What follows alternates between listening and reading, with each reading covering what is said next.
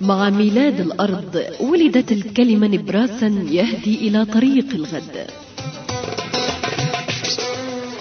وفي الغد حيث يطل اللغو برسم الحياة تتفجر رغوة سؤال بكر يملأ أرجاء المكان لتتولد أسئلة حيرة من تأويل المشهد ومشهد التأويل. آخر كلام برنامج ينسج من الأسئلة مرافعة ناجزة تؤكد أن الحقيقة أكيدة وأن فحوى السؤال لهاث حقيقة. آخر كلام مع أحمد زكرني.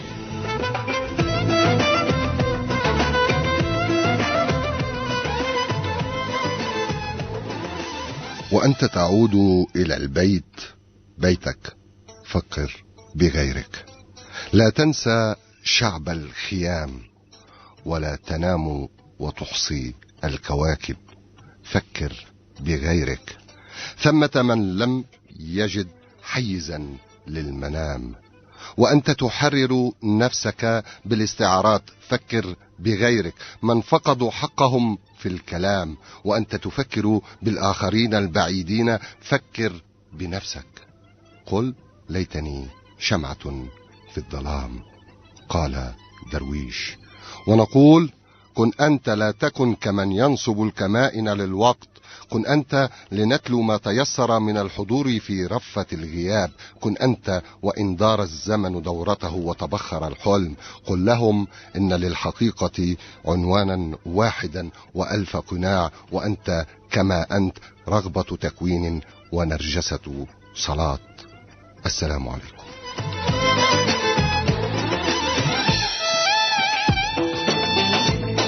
أسعد الله مساءكم مستمعينا الأعزاء وأهلا ومرحبا بكم معنا في هذا المشوار المتجدد وبرنامج آخر كلام والذي يأتيكم دائما عبر أثير صوت فلسطين. فريق العمل في هذا المشوار من الهندسة الإذاعية أشرف أبو جعفر،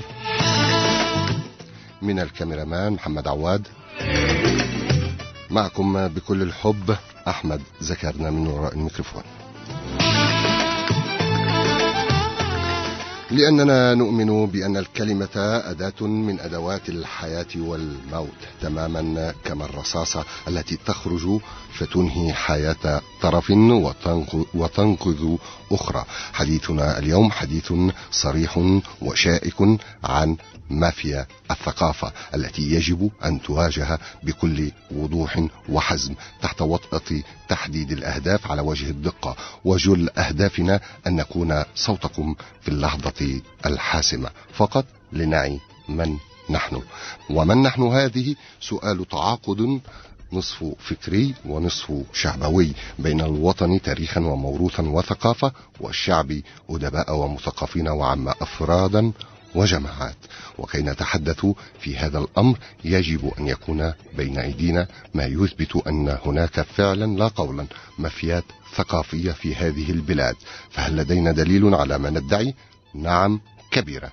ليس فقط هناك دليلا واحدا وإنما أدلة. اليوم سنأخذ نموذجا من هذه الأدلة، بل سنأتي بالدليل شحما ولحما إلى هنا في حضرة السيد وزير الثقافة الدكتور أنور أبو عيشة. ولكن هل يعلم الدكتور فعلا أن هناك ما يشبه أو ما يمكن تسميتهم بالعصابات الثقافية أو مافيا الثقافة؟ سؤال سنطرحه على الدكتور أنور لا ليجيب السؤال وفقط وإنما أيضا ليضع أمامنا جميعا سبل الحل للخروج من عنق زجاجة اللبس الواقع بين الحرية الفكرية والثقافية وفرق الأدلجة والترويض.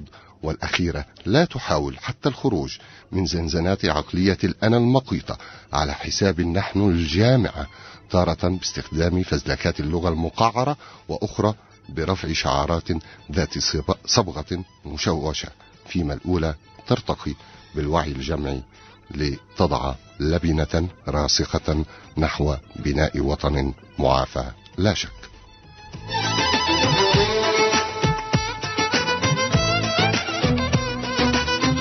في الجهة الأخرى، هل كل ما ندعي صحيح؟ هل هناك فعلا من يلعب دور الراعي دون أن يكون كذلك؟ من هم هؤلاء الذين يستخدمون وظائفهم وعلاقاتهم فقط ليصعد بهذا ويغيب ذلك؟ هذه الأسئلة وغيرها سنطلع عليها أيضا مع الضيف الآخر في هذا المشوار، مع الشاعرة الشابة الصاعدة أسيل تلحمة. أسيل تلحمة التي فازت أو حصلت على المركز الثاني عربيا في مسابقة نازك الملائكة في العراق. أهلا ومرحبا بكم مستمعينا، وأهلا ومرحبا بالدكتور أنور أبو عيشة في استوديو البث. وأسيل، مساء الخير دكتور. مساء الخير لكل المستمعات والمستمعين، وإليك للأخت أسيل. وأسيل زي بنتك طبعا. أكيد. أسيل الدنيا خير. أسيل عمرها 19 سنة وفازت في العراق قبل قليل من الوقت بجائزة نازك الملائكة. بداية، قبل أن نأتي على موضوع أسيل دكتور، هل فعلا تعتقد وأنت وزير الثقافة، وأعلم أنك يعني في الوزارة حديثا، هل تعتقد أن هناك فعلا مافيات ثقافية داخل الوزارة وخارج الوزارة؟ حتى لو ما سألتنيش، أنا أول حاجة كنت أحكي لك يعني كنت بدي أقول لك إنه يا ريت لو في القصة محتاجة مافيات. كلمة مافيا كبيرة يعني بتحفظ عليها كتير.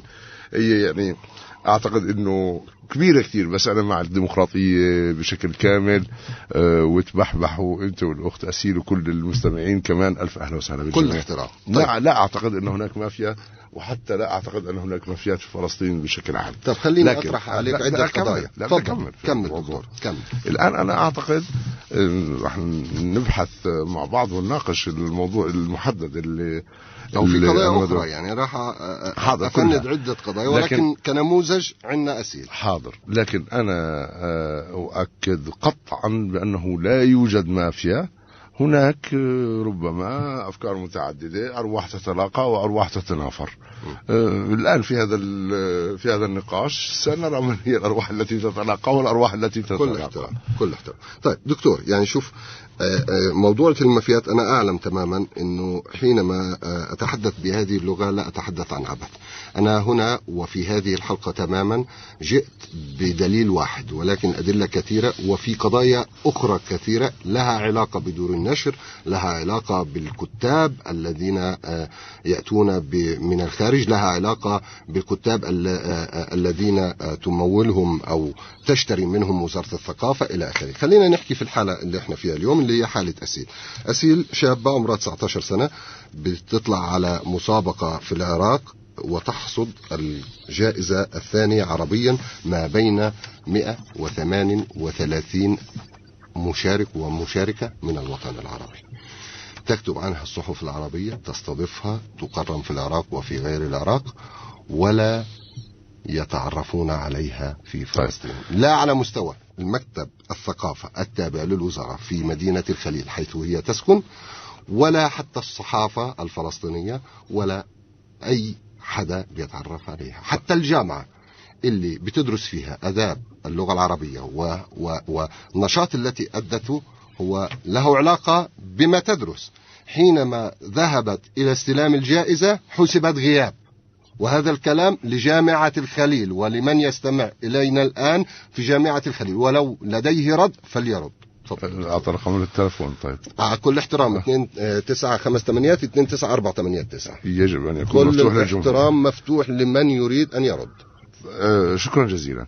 أولا كمان أنا ما عنديش مشكلة إنه يكون الموضوع مفاجئ. لو كنت أعلم بالموضوع طبعا لدرسته أكثر، وكنت بفضل إني أدرسه، ولذلك أنا بحكي عن موضوع أجهله تماما. ولذلك علما بأن الوزارة كانت مشاركة في العراق، فعالية العراق. متى؟ الوزارة الثقافة قبل أن أكون وزير ولا بعد؟ لا وأنت وزير في توأمة ما بين فلسطين والعراق في وبغداد في قضية القدس.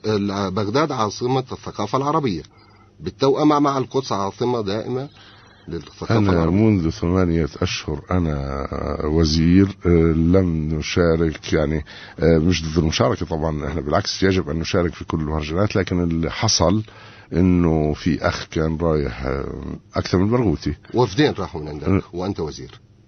لا ما راحش، ما أذكر أنه ذهب وفد بشكل رسمي. نعم. وحتى كنا مدعوين الشهر هذا ولم نستطيع أن نذهب إلى هناك. مش هذا الموضوع، مش هذا الموضوع. وكان وزير العدل هناك.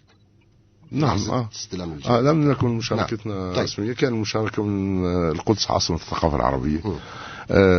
وكان الناس بيحملوا صفة مشتركة، لكن لسوء الحظ لم نشارك رسميا. طيب. على كل أحوال الموضوع أن هناك فتاة ذهبت إلى مسابقة. نعم. أخذت الجائزة الثانية. حضرت، وأنت بتحكي إنه ما حدا اهتم فيها. مش هذا الموضوع. نعم. أولا بشكل عام ما حدا اهتم فيها. اسمح لي سيادة الوزير، دور وزارة الثقافة أن تبحث هي عن المواهب، أن ترعى المواهب، أن تجد من يحصل جوائز. دور وزارة الثقافة ويدعمها وإلى آخره. دور وزارة الثقافة أن تكون خادمة لكل أهل الثقافة. نعم. شعرا وفنا وسينما وكل هذا الموضوع. هذا على رأسي. تعظيم سلام. الآن أنا لم أسمع بهذا الموضوع على الإطلاق. نعم.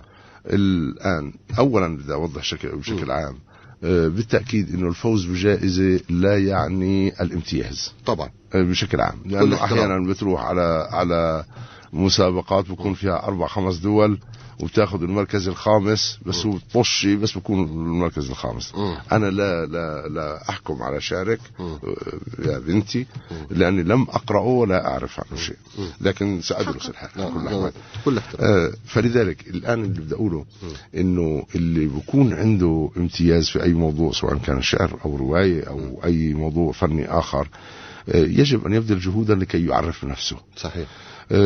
أنا أعتقد أنه عند كثير من المبدعين الفلسطينيين وفي كافة المجالات لا زال هناك جهل بكيفية الحصول على الحق. حلو. وأنا أدعي بأنه لم يصلنا في الوزارة منذ أصبحت وزيرا ولا رسالة إلا درستها وردينا عليها كلها. يعني اسمح لي أنا وإياك والمستمع الكريم نستمع إلى بس آخر جملة، أنا لم أسمع بها على الإطلاق. ولو أرسلت للوزارة لكنت درست وعلى الأقل لأجبتها. طيب. ونقطة ثانية كمان مهمة بعدين نسمع لك يا أخت أسيل. أنا لا أدعي بأنني أكثر الناس خبرة بالشعر وبالرواية لا، لست أكبر الناس خبرة. ولذلك دائما وأبدا في كل موضوع أنا بعيد الموضوع للخبراء في الوزارة، واللي حكمهم هو حكمي، لأنه العمل في وزارة الثقافة سيكون دائما عمل جماعي، وهذا يحترم. ولكن يبدو أن هناك إشكال في قضية الخبراء أنفسهم. على كل حال هذا سنأتي عليها، ولكن خلينا نرتب الحديث تماما. أسيل، مساء الخير. يسعد مساك. لما تواصلت أنا وياكي، طبعا مبروك الجائزة والله يعطيك العافية. أنا استمعت إلى شعرك وغيري استمع إلى شعرك، ومن أعطاك الجائزة هم أكاديميين من العراق، ما بديش أعدد أسمائهم من القائمة طويلة، يعني أكاديميين يعني متخصصين. قلت لي أنك تواصلت مع مكتب الخليل للثقافة وهم يعرفونك تماما ولا أحد تقريبا يتعامل معك. تفضل. أول شيء يعطيك العافية أستاذ أحمد، يعطيك العافية دكتور أنور، ويسعد مساك كل المستمعين. بداية دكتور أنور، أنت بتعرفني؟ أنا بسألك أنت بتعرفني؟ لا، ما إطلاقا. ما سبقليش إني تشرفت بمعرفتك نهائيا. حضرت لي أمسية بالخليل. آسف بكون نسيت. وآفة العلم النسيان ممكن قبل وقتش 2-3. لا وأنت وزير، حضرتك وزير حضرت لي أمسية. حاضر، أنا آسف، آفة العلم النسيان. لا بسيطة جلة طبعا. هلا بالنسبة لتعامل وزارة الثقافة مع المبدعين والمثقفين بفلسطين، نحن بنواجه كثير إشكالية، مش بس فقط بوزارة الثقافة، نحن بنواجه بالمؤسسات الأخرى، حتى بوزارة التربية والتعليم. أنا ما بحكي عن تجربة 2 بالكتابة، أنا بحكي عن تجربة 11 سنة، أنا بكتب من عمري 8 سنوات. هلا بالنسبة لمكتب الوزارة بالخليل، لا، مكتب الوزارة بيعرف عني وهلأ عم يشتغل لي، ولكن ليست بجهود المكتب نفسه، بجهود جماعات أدبية أخرى عم تشتغل بالخليل وعم بتغطي أعمال أخرى هي أدبية بالخليل وبخارج الخليل. يعني مش نفس المكتب، لكن هي مبادرات بجماعات أدبية أخرى. خلينا نكون واضحين ودقيقين في الكلام. مكتب الخليل يعرفونك ويعرفون أن هذه الجائزة رقم 3 التي تحصل عليها أو 4. صحيح. مظبوط. صحيح. تعاملوا معك قبل ذلك؟ لا. طيب يعني لا يوجد أي علاقة بينك وبين مكتب الخليل؟ يوجد عن طريق جماعة أدبية هي الندوة الثقافية الخليل فقط. أنا ضمن الندوة الثقافية الخليل يعني تم التعامل، ولكن بين أسيل ومكتب الثقافة لا، هم عم يعرفوا ويعرفون أن هناك شو المطلوب يعني؟ لا شو المطلوب؟ لا استنى لحظة. شو المطلوب؟ شو بدك من مكتب الخليل؟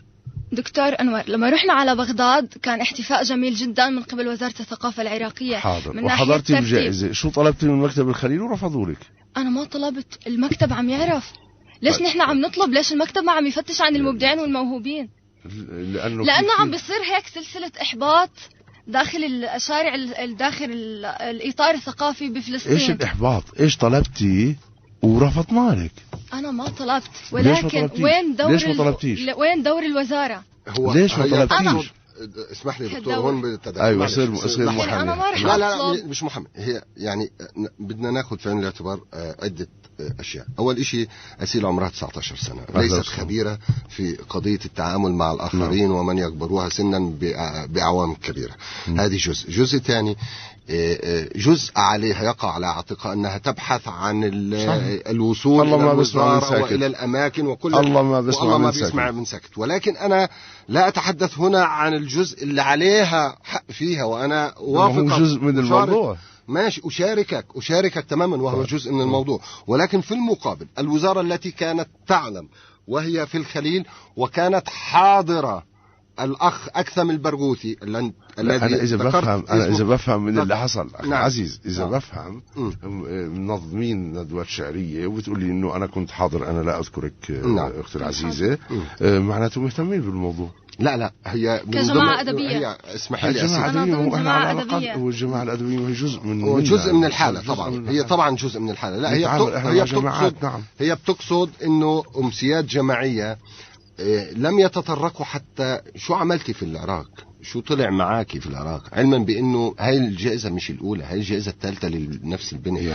هلا الفكرة الآن خلينا لا لحظة، خلينا نتفق. العبء على من؟ العبء على الوزارة إنها. أنا بدي أحكي على حاجتين. أنا بدي أحكي عن حاجتين. يعني حتى بدي أقول لك في هذا الموضوع، حتى في ناس اقترحنا عليهم جوائز رفضوا ياخذوها. حلو، على كل احترام. أنا دكتور بس خليني أطرح هون حاجتين. أنت قبل قليل ذكرت اسم مندوب الوزارة أو ممثل الوزارة اللي كان في احتفالية بغداد، اللي هو أكثم البرغوثي. ما كان ممثل الوزارة، كان بشكل شخصي. طيب، على الرأس والعين وبرفع راسنا من المراح، لكن كان بشكل شخصي، لم يكن موفدا من الوزارة. ماشي. حتى أنا اللي بدي يعني لما عاد من زيارته هذه أنا لم أطلب منه تقرير، لأنه كان إجازة خاصة. طيب. وكان لم يمثل الوزارة، بذل جهود تطوعية.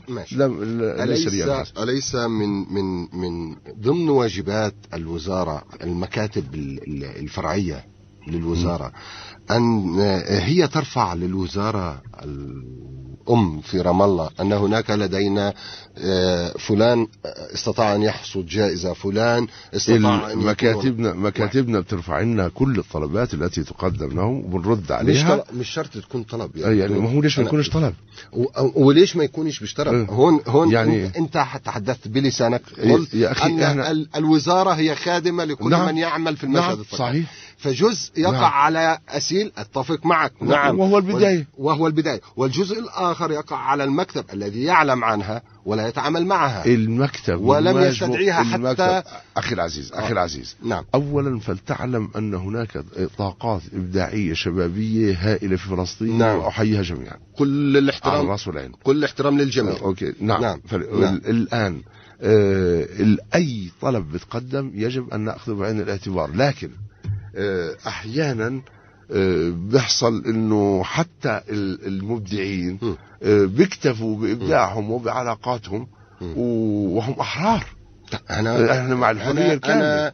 أنا يعني ما عندناش مشكلة، احنا نقوم بواجبنا بكل ما يطلب منا ونقوم بمبادرات. الآن المبادرات اللي بنقوم فيها مبادرات جماعية. كل احترام. مثلا نعمل مبادرة مع الفنانين التشكيليين. حلو. ممكن نعمل للشعراء مبادرة وندعيهم في الجريدة. طيب. لكن مبادرات فردية يعني أصعب كثير هذه. على رأس. طيب أنا رايحين نحكي بصراحة بعد قليل في أشياء كتير ومنها قضية أسيل، ولكن خلينا نستمع نشوف شو أسيل ليش فازت بإيش فازت، نستمع لها شعرا وأنا وأنت لسنا نقاد ولكن نستمتع بالشعر. تفضلي. هذه أيوة هيك البداية أحلى. طيب يلا تفضلي. القصيدة اللي فاضل. نعم أو ما تحب أن تقرأي. يا رب هذا الكون منحوت بناي بضفيرة غجرية بسيوف كسرى بالدخان برصاص من سكنوا الضفاف وبالنخيل. يا رب هذا الكون منحوت مجبولا بشيء من دمه بربابة صلبت على بطن القتيل كانت له حوراء تقطر من يده غابت فكبلت النخيل. كل الذين تفاقمت أحلامهم هلكوا هناك في عمر ثكلى أو يزيد. كل الذين تكاثفوا في فجوة في ثروة عرفوا السماء صاروا هدوء الحالمين وترتبوا في كل حد لتعود ألوان السماء إلى الجليل. لتعود كل قصيدة سبيت على مرمى الجليل. لنعود نحمل في اليمين فراتنا وندق باليسرى توابيت الصغار ونرش فوق مقابر الشهداء حلم الغائبين. واستسلم الوقت المبجل في ذهول. قد عدت أختلق الزمان بوردة خطف الطريق. قد كنت أحمل في المغيب هلاكنا زمن غريق. ضدان سارا في العدم قال المسيح. يا كل آهات البلاد توقفي لخطيئة مصلوبة حية ورود المترفين. سارت إلى حتف البلاد كأنها مريام تولد من جديد. قال المسيح هذا انعتاق من زمان أبكم. هذا انحباس النور في درر المكان. لغة ترجل وجدها من كل أسماء الأحبة. يا غلام كم غبت تجتث السواد بدهشة من غيمة مبتورة قصفت بأجراس الحمام. كم صرت حرا في الأسى كم مرة صرت الغمامة وصرت نجما حالكا في كل أسباب المطر. يا صوت قلبي يا انعتاق سريرتي. يا كل هذه الأرض عندي موطن بيني وبينه موعد وهوية خضراء تعبر في النشيد. وقد أغيب لأصبح الضد المبين برعشة لأمد أوزار الحمام بصيحة. يا رب هذا الكون مشنوق بصوت المبعدين بقصيدة مكلومة وبسر معبدها الدفين. فغدا سنمشي في بلاد النيل نبتاع الخطى لنصير جرحا باليا قد قال في حتف الخيام. اليوم ميعاد الوجل. كوني كما كان الحنين شام الأحبة والرحيق. لا سيف يحضر في استقامتها السماء لا نبض طفل يخطف الطرقات من وهل الأنين. اليوم قد تصفو البلاد كخطيئة عرفت مقام الياسمين كطريقة الأصباط إذ رحلوا إلى الصديق عريا حالمين. اليوم تنكسر البلاد. اليوم نحرس في الصقيع فؤادنا لنزف في المنفى تراتيل العباد. اليوم نخرج من دمشق يتثاقل الورد المسجى بالدماء يصافح الطرقات كي يبقى له أجل يسمى بالبلاد. الله عليك. شكرا. أنت وأنا لست بناقد، أنت شاعرة، ولكن نحسن الاستماع. أنا وإياك نحسن الاستماع. نعم. وكثير من المستمعات والمستمعين. أكيد بكل تأكيد. ولكن وأنت متذوق وأعلم أنك أيضا لست بناقد، ولكن أعتقد أن ما استمعت إليه الآن وهي قصيدة تفعيلة شعر يحترم من صبية يعني زي بنتي أيضا عمرها 19 سنة. وهنا كان الوجع وجعي أنا على أنا بعدي مش موجوع. أنت مش موجود، كل الاحترام.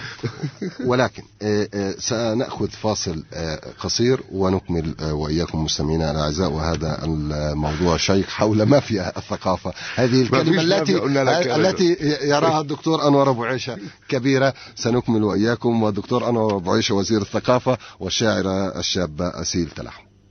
الإعلام كلما تقدمت الأداة الإعلامية كلما كان هناك انغلاق على الهوية وليس انفتاح عليها. في ميكانيزم تاريخي إذا لم تستجب له الهوية تبقى متحجرة، وبالتالي تعيش في غياهب السلفية التي ممكن أن يتمخض عنها نوع من التصلب عند محطة معينة. الإنسان العربي أوصل إلى مرحلة اليأس من الدين، من القومية، من العروبة، من المثقفين، إلى مرحلة اليأس من النخبة. في سياق مفهوم التحكم التقني والتكنولوجي من خلال سواء الفضاء المرئي أو الفضاء الإلكتروني.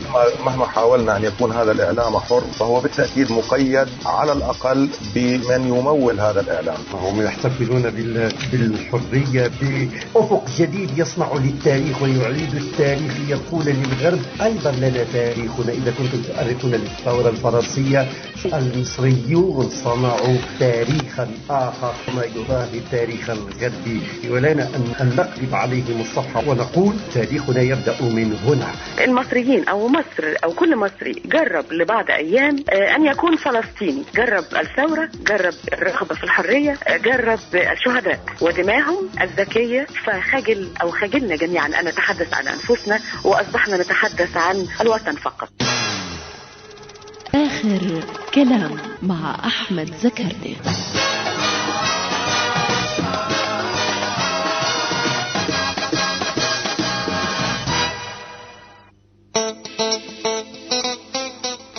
آخر كلامه دائما عبر أثير صوت فلسطين، وهذا الحديث الذي يدور حول المشهد الثقافي الفلسطيني، ويعني لنبتعد عن كلمة المافيا التي لم يحبها الدكتور أنور أبو عيشة وزير الثقافة، ونحترم رأيك طبعا، ولكن اجعلني وإياك وأسيل والمستمعين الكرام نستمع إلى هذه المداخلة الهاتفية.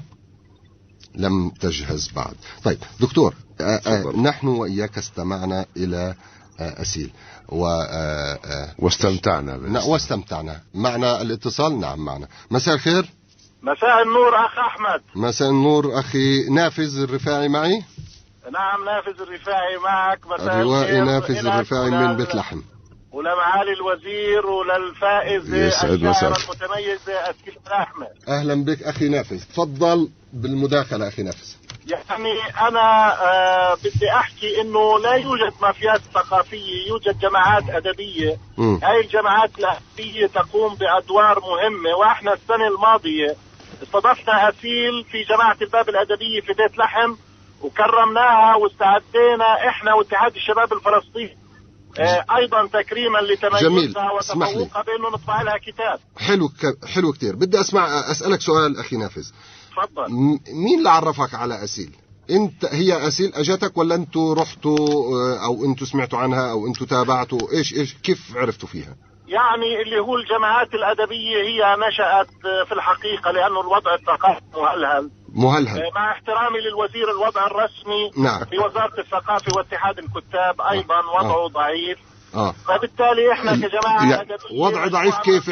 اعطيني يعني احنا جايبين الوزير اليوم عشان نحكي عن هذا الوضع الضعيف. أنا بعترض على هذا الموضوع، لأنه إحنا في العام الماضي قبل أن أصير وزير وبعد أن صرت وزير أصدرت الوزارة 15 كتاب، حتى الآن أصدرنا مئات الكتب. أحكي لك شو يقال عن الكتب قبل ما تقول شو يقال، قول أول شيء شو اللي عملناه. ما هو يقال عن الكتب إنها لأصدقاء بعض العاملين في الوزارة. يا أخي مش هيك الموضوع، لأنه معلوم جيدا إنه كل الناس بتعتبر إنه إنتاجها كل الناس بتعتبر إنه إنتاجها أفضل إنتاج. طبعا. كل الناس. كل احترام. أوكي. أنا وأنت أخي العزيز، بس اسمح لي بجملة واحدة. أنا وأنت والأخ نافذ الرفاعي وكل الإخوان مضطرين أن نتبع معايير. الآن المعايير عندنا في وزارة الثقافة هي خبراء، مجموعة مش واحد، هم اللي بقرروا. المفروض انهم يقرروا بطريقة حيادية. إنه في الثقافة لا معيار مرة أو مرتين أو مرات. هذا لا يعني أنهم بيشتغلوش وأنه ما عندهمش خبرات في هذا المجال. نعم طبعا أنا أتفق معك تماما في هذا الكلام، ولكن خلي الأخ نافذ يكمل. يعني تفضل يا أخي نافذ. ماشي. يعني أنا لا أنقد اللي هو دور الوزارة، ولكن هناك في نهضة ثقافية عالية على الوزارة أن تواكب هذه الثورة الثقافية حقيقة. نعم. لأنه في كافة المناطق في جماعات أدبية، وهذه الجماعات الأدبية لها أنشطة متعددة. إحنا لما بحثنا عن أسيل كنا نبحث عن شاعرة. أنت يعني المقصد كان سؤالي هنا، أنتم من بحث عن أسيل ولم تبحث عنكم أسيل، لأنه هذه كانت نقطة الخلاف ما بيني مش خلاف، لأنه هناك فرق بين جمعية أو جماعة أدبية وبين وزارة رسمية. هناك خلاف، هذه طريقة عمل وهذه طريقة عمل. طيب. العمل في الجماعات الأدبية وفي في الجمعيات تطوعي وفيه مبادرات بتختلف طريقتها عن الوزارة. طيب. احنا كنا نبحث في احتفاليتنا بمرور 4 سنوات على تأسيس جماعة الباب الأدبية على أن ندعو كافة الشعراء. طيب. الشباب المميزين والشعراء أيضا، وبالتالي استضفنا من الخليل شاعر وشاعرة. طيب اسمح لي نافذ أسألك، اسمح لي أسألك، أنتم يعني لكم مآخذ معينة على الوزارة، ما هي؟ وخليني أكون صريح معك ومع كل من يستمع إلينا ويعمل في هذا الشأن الثقافي. بعض الناس، لا الزملاء والأصدقاء الأعزاء الأحباء كلهم على راسي، ولكن حديثهم بين يعني الشخصي بيني وبينهم وبين الكثير يختلف عن الحديث الرسمي. أتمنى أن تكون هناك الجراءة الكافية لطرح جميع القضايا بشكل واضح وصريح. يعني مش أنا وياك نحكي على القهوة شيء وفي الشارع شيء وقدام وزير الثقافة بدنا نجامله، ما بدناش نجامله، بدنا نحكي له في عنا مشكلة هون وعنا مشكلة هون ومشكلة هناك. ما هي ملاحظاتكم على الوزارة، أداء الوزارة؟ احنا نحكي إنه الهم الثقافي يواجه صعوبات كبيرة، وهذه الصعوبات تتطلب من الوزارة أن تضع خطة لاستنهاض الحالة الثقافية اللي هي اليوم عادت لها الحياة. هاي الموجة الثقافية عالية الوتيرة، بحيث انك بتلاحظ في كافة محافظات الوطن ان هناك شعراء وكتاب يبحثون عن من يحتضنهم. يجب ان يكون هناك برامج، وعلى الوزارة أن تهتم بالأطراف أكثر من اهتمامها برام الله، لكي لا يهاجر الناس من الأطراف إلى العاصمة بحثا عن مكانتهم الثقافية. جميل. اسمح لي هنا أنا أتوقف أنا وإياك، لأنه أنت طرحت موضوع الهجرة من الأطراف إلى ما بين مزدوجين العاصمة المؤقتة اللي هي رام الله. أنا الآن بدي أحكي خليك معنا ومعنا يعني مشاركة أولا طيب شكرا للمشاركة الأخرى. أولا أؤكد ما قاله الأخ نافذ أن هناك إنتاج ثقافي غزير، وأنا سعيد جدا بذلك. وهذا بحيي كل المبدعين والمبدعات وإنتاجنا. أنا أعتقد أن الإنتاج الثقافي في كل المجالات عند الشعب الفلسطيني نسبته أعلى من الإنتاج الثقافي عند الشعوب الدول المحيطة. هذا واحد. ثانيا، عندنا خطة استراتيجية وبنحاول نطبقها، وهي منشورة على موقع الوزارة، ودائما بنقيم في كل 6 أشهر بنقيم عملنا وماذا قمنا به ولم نقم به. وأنا بدعو كل المستمعات والمستمعين أن يطلعوا عليها وأن يكتبوا لنا. طيب اسمح لي دكتور علشان ناخذ جميع يعني نعطي الجميع حقه. معنا مشاركة ثانية غير نافذ. مساء الخير. بس بدك تعطيني مجال. طبعا. مساء الخير. السلام عليكم. عليكم السلام. مين معي؟ الله يعطيك العافية. الله يعافيكي. أنا بكون أم أسيل التلاحمي. أهلا وسهلا يا أم أسيل. أهلا وسهلا. أنا حبيت أبارك لها على الهواء يعني عشان الكل يسمعها. أهلا وسهلا. ويعني الجميع يبارك لها على هذا الشعر الجميل الذي تكتب، وعلى هذه الجهود التي يعني أدت إلى حصولها على هذه الجائزة. ومبارك لها ومبارك لك هذه الشابة الصبية الجميلة التي يعني نيال اللي بده يتجوزها، نيالك فيها ونيال اللي بده يتجوزها بكل تأكيد. شكرا لك أم أسيل. أهلين حياك الله. أهلين معك. سترد عليك أسيل بعد قليل. لا بس عندي تعليق على النقاش اللي صار من شوي. طيب. لا بالنسبة لأنه نحن كيف عم نبحث أو كيف عم نورجي الوزارة نحن هون مثل ما حكى أستاذ نافذ الرفاعي اللي حكى من شوي من خلال جماعات أدبية. هالجماعات الأدبية آخر فترة بالضفة الغربية عم تكثر أنشطتها فعلا. هلا نحن بالخليل في عنا نشأت أكثر من جماعة أدبية. هلا ليش إيش اللي خلى الشعراء عم يبحثوا عن نفسهم ضمن جماعات أدبية فردية؟ للعلم الجماعات الأدبية كثير عم تنسأل عن الترخيص وكثير عم بتعاني، كثير عم بتواجه معاناة. إنه وين ترخيصكم؟ ليش عم تشتغلوا أنشطة غير مرخصة؟ ما نسألش عن الترخيص. لحظة يا بنتي، ما نخربطش كل الأمور. أولا أنا بحيي كل الجماعات الأدبية وبحيي كل المبادرات الجماعية وإلها أولوية. الآن موضوع لا موضوع الترخيص هو موضوع لما بدخل المواضيع المالية.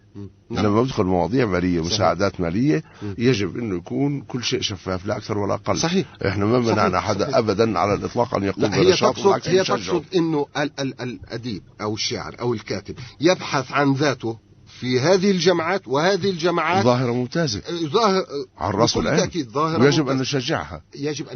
ولا نضيق عليها الخناق. هي ما نضيق عليها الخناق. هي تقصد أن يتم توجد في تضييق خناق. في إيش؟ لو يحدث يعني بعد الحلقة رح نجيب أكثر من حدا من الجماعات الأدبية وإيش المشاكل اللي رح نواجهها. بس في عندي نقطة بعدها إنه لا أنا أرفض كلمة إنه بنضيق عليهم الخناق. أنا مش الوزارة اللي بتضيق عليها. بدي أكمل لحظة بس. هلأ بالنسبة للجماعة الأدبية اللي ناشئة بالخليل، لا نحن عم نثني مكتب الثقافة، عم بيصير تعاون ما بين الجماعة الأدبية وما بين مكتب الثقافة أيضا بالخليل، وعم تطلع يعني أشياء جميلة أمسيات وأحداث جميلة. يعني نحن عم نحكي يعني نحن لا ننكر، ولكن في فجوات. هلأ الفجوات كانت بالوزارة قبل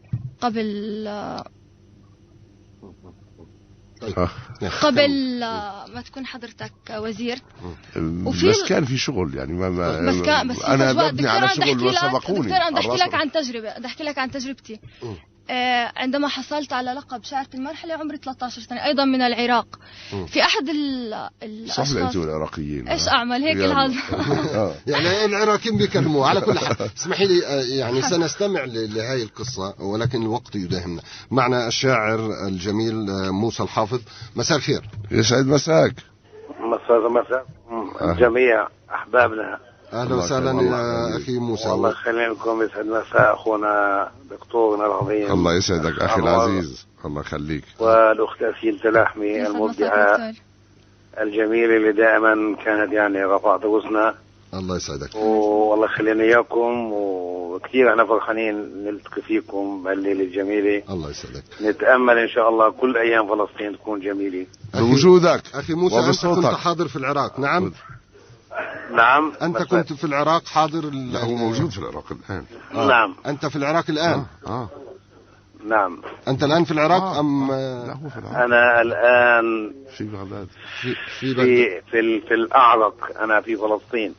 معناته عدت الحمد لله على السلامة. طيب الله يبارك. الآن هل تابعت ما يعني اعطيني المداخلة تبعتك أخي موسى أم أطرح عليك أنا السؤال؟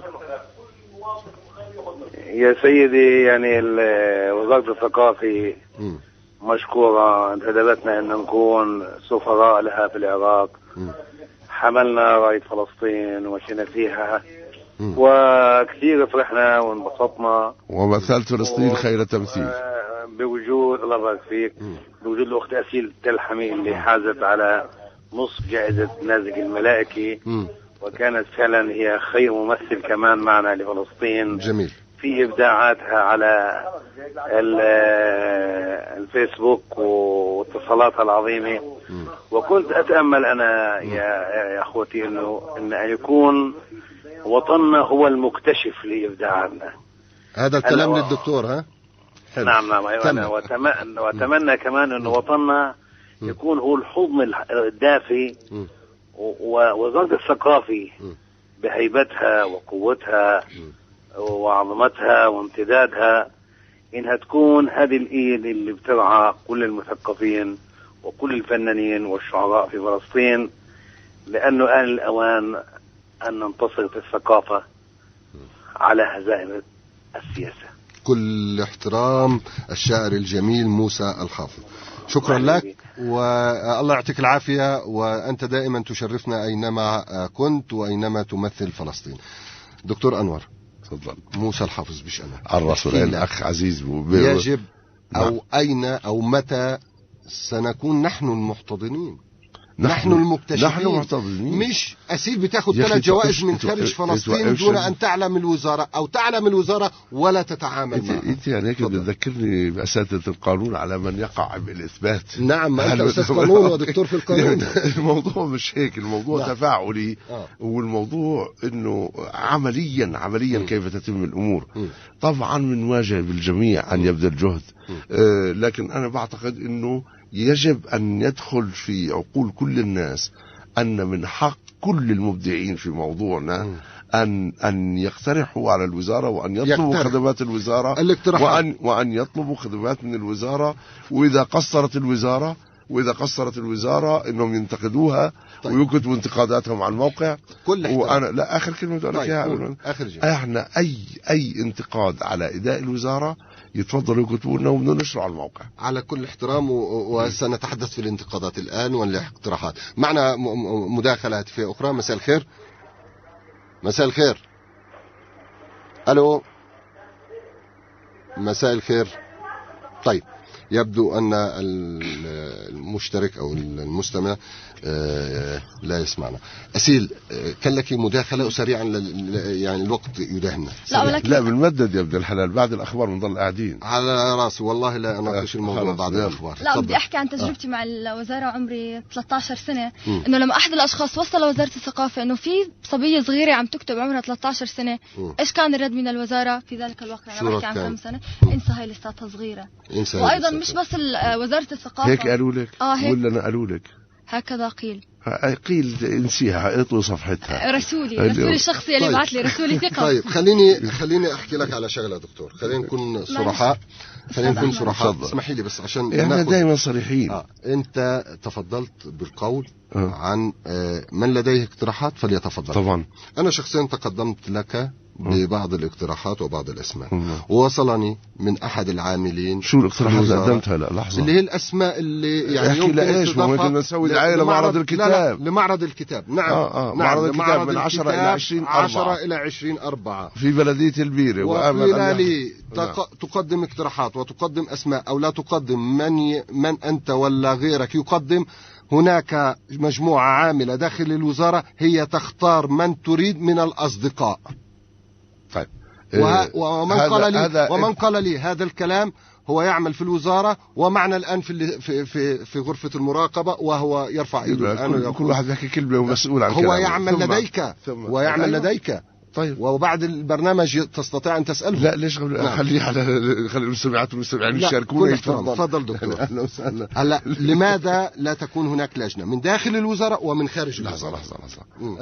أولا وقبل كل شيء، هذا اللي وصلك مش دقيق. لأنه إحنا بالنسبة للمشاركات الموضوع بيتعلق في المعرض الدولي للكتاب الذي سنقيمه بين 10 و20/4. ومع هذا المعرض هناك نشاطات عديدة موازية، منها بالمناسبة فرقة رقص هندي جميل. يعني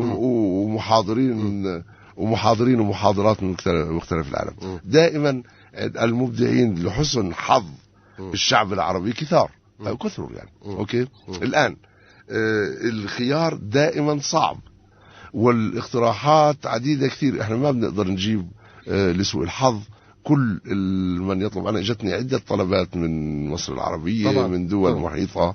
المعايير هي ان نحضر الافضل وحتى اللي ممكن انه يكون دخوله أسهل وكل هذه الأمور.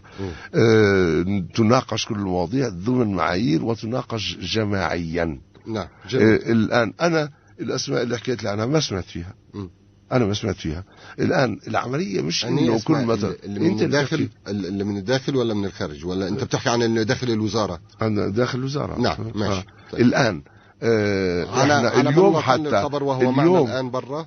بيحكي لك هو الاسماء. يتفضل يحكي، ما فيش مشكله، بس الموضوع بيتعلقش باسم واحد، انما مئات من المثقفين اللي بيستاهلوا. لا بحكيش عن اللي برا، انا بحكي على انت بتحكي على اللي في الداخل ما قررناهمش اصلا.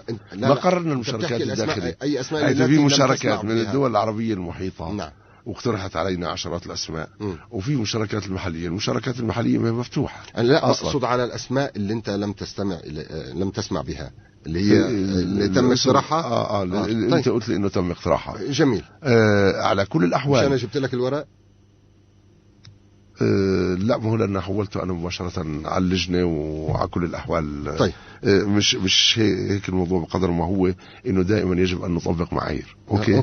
الآن لا يمكن إنه نختار كل الأسماء اللي تقترح علينا لسوء الحظ، فلذلك هي ضمن معايير. نعم. ولا أعتقد إنه إحنا عندنا يعني هذا بده يجيب صاحبته زي ما قلت قبل شوية. نعم. وهذا بده يجيب ابن عمه.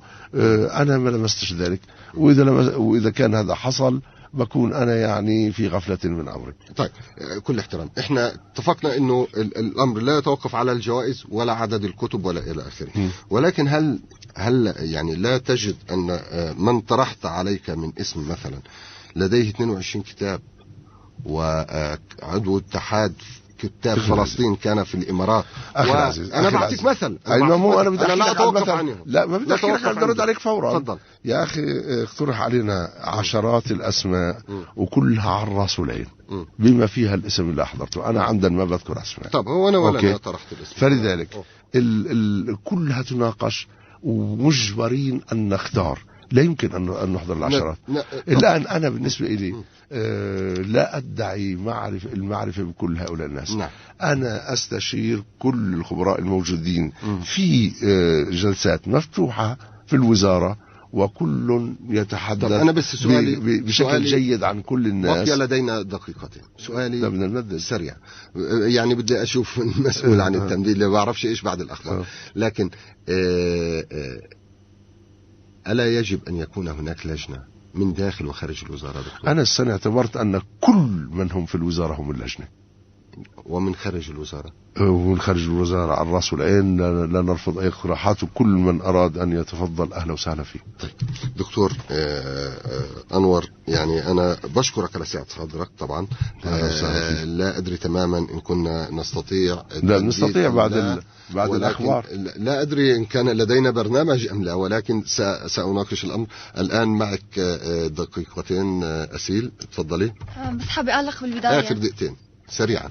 اختاري، بدك تعلقي ولا بدك تقرأي شعر؟ تعليق بسيط. يلا بسرعة. من تقريبا 6 أشهر كلمني موظف بالوزارة الثقافة، أخبرني إنه رح يجي للخليل بزيارة مخصوصة لحتى يشوف كيف وضع تعامل ما بين المكتب وبين الجماعات الأدبية الموجودة بالخليل. وعدني خير وإنه رح يتم وضع مثل جدول أو مناقشة عدة أمور. لليوم عم يجي للخليل. لم يتم. أكيد مقصر. طبعا مقصر فعلا، يعني حكالي وأنا خبرت الجماعات الأدبية أنه رح يجي من الوزارة، ورح يتم عقد اجتماع مناقشة عدة أمور، يعني من قبل السفر من أكثر من 5 أشهر. ما إجا للخليل. أكيد أنه مقصر، ويجب أن نبحث في الأمر. وكتبي لي وإن شاء الله، وبندعيك على الوزارة أنت والجماعة الأدبية، أو أنا بجي لعندكم وما عندناش مشكلة إن شاء الله. طيب، كل احترام. في آخر الكلام يعني دكتور أنور، وممكن أن نستكمل هذه الحلقة ليس شرطا أن يكون يوم الأحد القادم، ولكن قريب كمان أنت تستعد ببعض المعطيات اللي ممكن تستند إليها من الوزارة، يعني خلال 2 أو 3 نتفق نحن وإياك. ولكن طبعا بشكر سعة صدرك، ولكن كلمة أخيرة ممكن شو تقول في آخر كلام؟ أنا بحكي لكل الناس إنه ألف أهلا وسهلا في الجميع. فلينتقدونا، فليتفضلوا، فليطلبوا. وأنا بدعي إنه نحن نجيب على كل الرسائل والطلبات وندرسها، وإذا كان قدرنا نقدم شيء بنقدم، ما قدرناش بنقول ليش مش قادرين نقدم. جميل. طيب دكتور أنور أبو عيشة، شكرا مرة أخرى على مجيئك إلى استديو البث. أسيل، بعرف أنه أنا جبتك من الخليل لحد هون، أنت قرأت قصيدة واحدة ولكن أنت صاحبة حق، وكنا نحاول أو نضع هذا الحق على طاولة المسؤول الأول في الشأن الثقافي في بلادنا فلسطين. هو لم ينكر الحق ولكن هو انتقد أيضا، وله حق في هذا النقد، أن ربنا لا يسمع من ساكت. فأنت أيضا عليك نقاط أنك يجب أن تتحركي إلى الجهات المعنية، حينما لا يردون عليك، حينها سنطرق الأبواب وبالعلن. أنا لا أستحي من أحد، وهذا المنبر هو منبر لكل الشعب الفلسطيني. والدكتور أنور كل احترام له، أنا الدكتور أنور كل احترام له، يستمع للجميع ويستمع لمن ينتقد أيضا أكثر لربما ممن يجامل. شكرا لك دكتور أنور، شكرا أسيل، مبروك على الجائزة، مبروك لأم أسيل، أنت ما رديت عليها، خليني أنا أرد عليها. مبروك لوالد أسيل اللي يعني شكرا له كمان تحمل مشقة المجيء من الخليل إلى رام الله فقط ليشاركنا في هذا البرنامج. شكرا لكم مستمعينا الأعزاء، ونعدكم دائما أن نكون صوت كل هذا الشعب الفلسطيني. هذا الصوت صوت فلسطين، صوت الشعب الفلسطيني. شكرا لكم. هذه تحيات أشرف أبو جعفر من الهندسة الإذاعية، وأجمل تحية لمحمد عواد من الكاميرامان، وتحياتي من وراء الميكروفون أحمد زكرنا. إلى لقاء قادم إن كان في العمر بقية.